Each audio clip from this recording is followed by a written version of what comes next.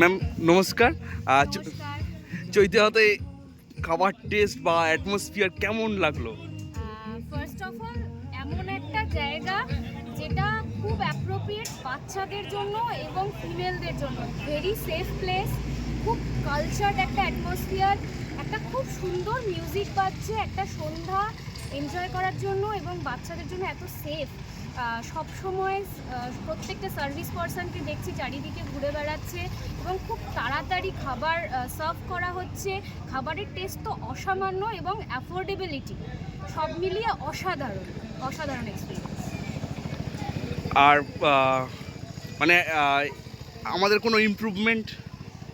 কোনো সেই অর্থে সাজেশন নেই, তবে আপনাদের আরও অনেক প্রগ্রেস আশা করব, যাতে আমরা একসাথে মানে আরও বেশ কিছু মানুষজন নিয়ে এসে স্টে করতে পারি, পিকনিক করতে পারি। পিকনিকের প্লেস তো এখনও আছে দেখলাম, বাট স্টেটা খুব তাড়াতাড়ি চাইছি, আর এমনটাই সেফ প্লেস যেন পাই ভবিষ্যতে, এটাই এক্সপেকটেশন।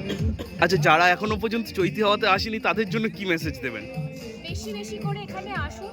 একটাই কথা বলবো, এখানে অসামান্য একটা অ্যাটমসফিয়ার পাবেন, যেটা আমার মনে হয় আমি খুব চা লাভার পারসন।